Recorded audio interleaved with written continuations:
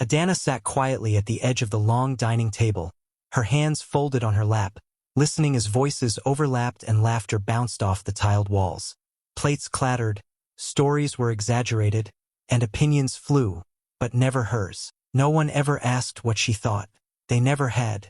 Back at university, she was known as the girl who cracked the AI code, first in her class, with professors inviting her to tech conferences. But here at home, none of that mattered. Her aunt would dismiss her achievements with a quick, "Computer things? Okay." Her cousins mocked her for being too bookish and called her a walking calculator. Her uncle, Chief Abadike, a proud man who enjoyed being the loudest in any room, barely remembered what course she was studying. Dinner time was the worst. Adana would try to contribute, maybe a comment on the news or a thought on something one of them said, but the moment she opened her mouth, someone would interrupt. Either her aunt would say, "Let the grown-ups talk," or her cousin Yuzo would laugh and say, "Nobody asked you, Professor." Everyone would chuckle, and she'd retreat back into silence, focusing on her food, pretending it didn't sting. She wasn't rebellious. She didn't argue or storm off. She just folded her pain neatly inside her, where it wouldn't bother anyone. She had learned that speaking up only made her the punchline, so she stopped trying. Even her younger cousin, Chika, felt more heard in the house. Adana had grown used to being invisible, only remembered when there were chores or errands to run. She told herself it didn't matter, that her worth wasn't measured by their attention. But deep inside it did hurt, because home was supposed to be where she felt most seen. Instead, it was the place she felt most invisible. The house buzzed with activity as Chief Abadike prepared for his big dinner. It wasn't just any dinner. He was hosting Mrs. Ezen Adagok, a famous tech entrepreneur from Lagos. Everyone in the family had heard her name, seen her on TV, and knew she was powerful. Chief Abadike had spent the entire week boasting about the guest, calling business partners, and arranging the finest meals. The living room was polished until it shone, the air filled with the scent of expensive perfume and fresh jollof. Adana quietly helped her aunt in the kitchen, peeling vegetables, arranging plates, and ironing the napkins. She moved efficiently without complaint. As they placed the last set of glasses on the tray, her aunt looked at her and said sharply, "Now listen, Adana, just serve the drinks and keep quiet. This isn't your level." She didn't say it kindly, it was a warning. Adana felt the sting but nodded. She knew that tone. It meant, know your place. To them, she was just the quiet girl who studied all the time, not someone who belonged in conversations about business or success. Even though the guest was from her own world, tech, innovation, computers, she was being told to stay silent and invisible. Her cousin Yuzo wore a blazer 2 sizes too big, practicing business phrases he barely understood. Her aunt kept reminding everyone to smile and sit straight. It was clear they were all preparing to impress someone way out of their league, but pretending they were equals. Adana, meanwhile, wore a simple dress, held the tray of drinks, and waited by the dining room door like a house help. No one asked what she would say if given the chance. No one cared that she had just submitted a paper on artificial intelligence that her professor called brilliant. She was told to fade into the background. And once again, she did quietly, respectfully, even as something in her heart folded a little more inward.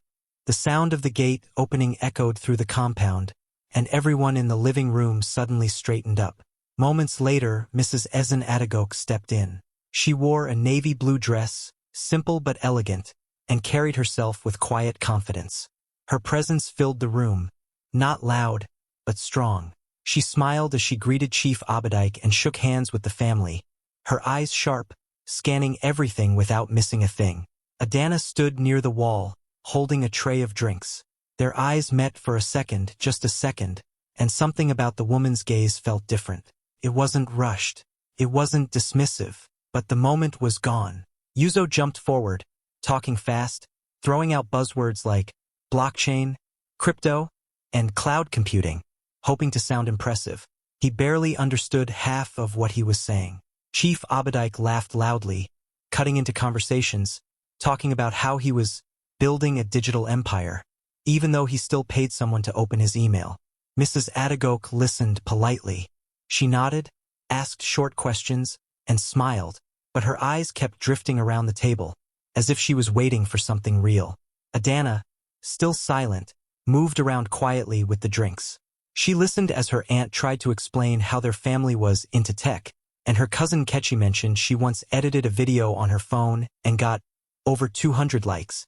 The room was full of noise, but no substance. They were all performing. Mrs. Adagok didn't interrupt, but she wasn't fooled. Her questions were precise, and the more she asked, the more it became clear that no one truly knew what they were talking about.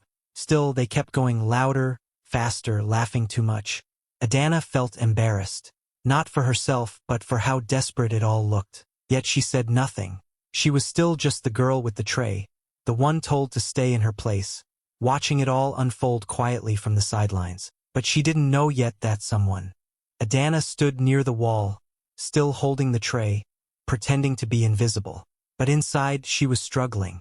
The conversation around the table was getting worse. Her uncle was explaining how AI worked like a magic calculator, and her cousin Yuzo claimed he once built an app, though everyone knew he barely passed his ICT class. Mrs. Adagok kept nodding politely, but Adana could see it. She wasn't buying any of it. Then her aunt said something completely wrong about programming languages, mixing up Java with JavaScript, and confidently declared that Python is only for websites. That was the final straw. Adana's fingers tightened slightly around the tray. She looked down, trying to swallow her frustration, but it slipped out. She said softly, "Actually, Python is used more for data science and AI. Not really for building websites." She hadn't even finished when Yuzo slammed his spoon down and laughed. "A beg? Who asked you? Stay in your lane. A beg." The room exploded with laughter. Her uncle laughed the loudest. Her aunt shook her head, muttering, "Always trying to show herself." Nkechi rolled her eyes and said, "She can't even serve drinks without giving a lecture." The joke flew around like fire, and Adana felt like the walls were closing in. She said nothing more, just lowered her gaze and backed away, heart thudding in her chest. No one noticed the way her hands trembled. No one cared. They were too busy enjoying the moment. Another chance to remind her that her place was at the edge of the room, not the center of the table. But across the table, Mrs. Adagok hadn't laughed. She hadn't joined the mockery. Instead, she had gone completely silent, her eyes still on Adana, watching, thinking. And while the rest of the room dismissed the quiet girl with the soft voice, one person at that table had just started to truly hear her. Halfway through the meal, the noise around the table had reached its peak. Laughter, bragging, and made-up tech stories flew in every direction. Yuzo was now claiming he had coded a full website overnight, while Chief Abadike was boasting about investing in a tech company that turned out to be a WhatsApp group. Everyone seemed determined to outdo one another with fake achievements. Then, suddenly, Mrs. Adagok placed her fork down gently and looked around the table. The room quieted just enough for her voice to land. "I heard someone mention Python and AI," she said calmly, scanning their faces. "But none of you seemed to really understand it." The table froze. Forks paused mid-air. No one spoke. She leaned forward slightly, her tone still polite but curious. "So, who's the real tech person here?" It was like a pin dropped. No one moved. Yuzo cleared his throat, pretending to sip water. Chief Abadike chuckled awkwardly. Adana stood near the sideboard, trying not to breathe too loudly. Her heart was racing. Mrs. Adagok's eyes slowly moved around the room, one person to the next, then stopped, right on Adana. There was no anger in her look, just interest. She asked again, "Who really understands what they were talking about? Because I haven't heard anything accurate yet." Her aunt shifted uncomfortably in her seat. Nkechi reached for the salt, avoiding eye contact. Everyone seemed suddenly unsure of themselves. The silence dragged on, heavier with every second. Adana didn't say a word. She didn't move. But inside, a fire had lit. For the first time all night, the power had shifted. The person they had mocked, the one they told to stay quiet, was now the only one being looked at. And everyone knew it. One question had exposed everything. And it had come from the one guest they were all trying so hard to impress. All eyes were still on Mrs. Adagok when she turned her head gently toward the quiet corner of the room.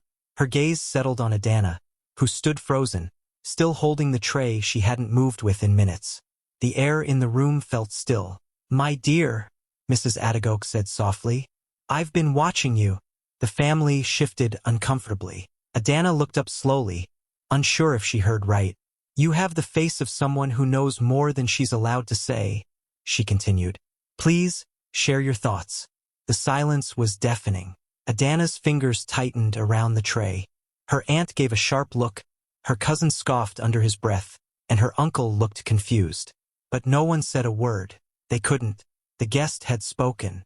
Adana's throat felt dry.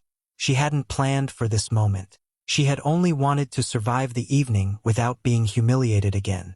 But now, the person they were all desperate to impress had asked her, not them, to speak. She took a step forward, placed the tray on the sideboard, and turned around slowly. Her voice was quiet, but steady. I'm a computer science student, she began. 3rd year. I recently completed a research paper on ethical AI systems. It was published in an international journal. Her aunt blinked. Her cousin stopped chewing. I've also been working on a small app that uses AI to help farmers predict rainfall patterns. It's part of a community project from school, Adana added, her voice growing firmer. Mrs. Adagok listened closely, nodding. Her eyes never left Adana. She smiled, not the polite kind, but the proud kind. You wrote a published paper? Her uncle finally asked, stunned. Adana nodded once. Yes, sir. The room was no longer laughing. No more jokes. No interruptions. Just a girl who had waited far too long to be heard, finally being invited to speak. And for the first time that night, she wasn't the quiet one in the room. She was the one everyone else was listening to. Adana stood with her hands lightly clasped in front of her. Now that she had started talking, the words flowed with quiet confidence. Her voice wasn't loud, but it was clear, and her eyes held steady. She explained how her AI project helped small farmers predict weather changes and reduce crop losses. It used data from local patterns, powered by machine learning models she had helped build herself with a small group from university. She spoke about how it started as a class assignment but grew into something real, something useful. She didn't boast. She just told the story as it was. Then she mentioned her research paper on ethical algorithms, how it explored the dangers of biased data in AI systems, and how her professor had submitted it to an international journal without telling her. When the acceptance email came, even she couldn't believe it. The room stayed silent, not out of boredom, but because no one had ever imagined this version of Adana. Her aunt's mouth was slightly open. Yuzo looked like he wanted to shrink. Chief Abadike kept blinking, his usual booming voice completely gone. Adana continued, explaining how she had received 3 scholarship offers from UK universities for postgraduate studies in AI and robotics. She hadn't even told anyone at home yet. She didn't think they'd be interested, but Mrs. Adagok was. Her face lit up with every sentence. She nodded, took mental notes, asked thoughtful follow-up questions, and kept smiling. It was the kind of attention Adana had never known at home. When she finished, there was a moment of complete stillness. Then Mrs. Adagok clapped softly, just once, then again, and smiled deeply. Now that, she said, is brilliance. No one else said a word. The same people who once laughed at her, now couldn't find their voices. Adana didn't gloat. She didn't need to. Her work had spoken for her. For the first time, she didn't feel like the girl in the corner. She felt like the one who belonged at the H. As the plates were cleared and the evening wound down, the family started to return to their usual chatter, though noticeably quieter. The energy in the room had shifted, and everyone kept glancing at Adana, who now sat still, quietly sipping water. She had said more in the last 15 minutes than in all the years they'd known her. But it was what she said, and how that had left everyone stunned. Just as the guests were getting ready to leave, Mrs. Adagok walked over to her. She didn't call the others. She didn't speak loudly. She simply touched Adana's shoulder and asked if they could speak in private. They stepped out onto the veranda, where the night breeze softened the heat of the dining room. Mrs. Adagok turned to her with a warm, focused look. You have something special, Adana, she said. Not just intelligence, but clarity, purpose. You speak like someone who thinks deeply and works hard. Adana blushed, unsure what to say. I want you to intern with my company, she said firmly. We need minds like yours, and I mean that sincerely. Adana's eyes widened. She had dreamed of such an opportunity but never imagined it would come like this. From a dinner where she wasn't even meant to speak. And there's more, Mrs. Adagok added. Next month, I'm hosting a TEDx youth event. I want you to speak. Share your story, your project. Let other young girls hear your voice. Adana's hands trembled slightly. She nodded, overwhelmed but grateful. Thank you so much, Ma. Mrs. Adagok smiled, then gently touched her arm. Don't thank me yet. Just keep being who you are. Inside, the family watched through the window trying to guess what was being said. But Adana didn't rush back to tell them. For once, something that belonged to her didn't need their approval. It was her moment, and it had finally arrived. The mood in the house changed quickly after that night. Suddenly, Adana became the center of attention. The same relatives who used to talk over her at dinner now asked her questions they barely understood, just to appear supportive. Her aunt, who once told her to stay quiet and serve drinks, now bragged to neighbors that her niece had been chosen by Mrs. Adagok herself. Yuzo stopped teasing her and instead tried to mention tech buzzwords around her, hoping to start conversations he couldn't finish. Chief Abadike began introducing her to visitors as our family's tech genius, acting as if he had always supported her. Even Kechi reposted Adana's TEDx clip with a long caption like they had grown up best friends. Everyone suddenly wanted to be connected to her success. But Adana had changed too, not loudly, not with revenge or pride, just quietly. She remained respectful. She smiled when spoken to, helped when asked, but didn't linger in rooms where her peace was disturbed. She no longer forced herself to join conversations where she wasn't truly welcome. She spent more time in her room, preparing for the internship, building new code, reading research papers, and answering emails from students around the world who had seen her talk. She was still the same Adana, gentle, focused, quiet, but now her silence carried strength, not fear. The house noticed. Her distance was calm, not cold. She no longer waited for their approval or tried to explain herself. She had learned that not every room deserved her voice, and not every person needed access to her thoughts. At dinner, they now looked to her before speaking about tech. But she no longer needed their validation. Her identity wasn't built in their dining room anymore. It was built in her effort, her growth, and her quiet persistence. She had found something better than attention. She had found her peace. And this time, she wouldn't let anyone take it away. Weeks after the dinner, Adana's TEDx Youth Talk went live. At first, it was just a few views, a few comments. But then, someone clipped a short part where she said, "Sometimes, the quietest person in the room carries the loudest ideas." That clip spread like wildfire. Pages began reposting it. Blogs picked up the story. The headline that stuck was simple but powerful. The girl they ignored at dinner became the star of the table. People were inspired. Young girls sent messages saying they finally felt seen. Tech groups reached out with support. Adana's inbox was full, internship offers, speaking invitations, and collaboration requests. Her name began to appear in places she'd only dreamed of. But through all the noise, she stayed calm. She didn't post long threads or show off. She just kept building, learning, and moving forward. Her story wasn't about proving anyone wrong. It was about finally being able to live fully as herself. At home, her family watched the views grow, some still trying to take credit, others too stunned to say much. But Adana didn't carry bitterness. She had learned something deeper. Validation is powerful, but peace is better.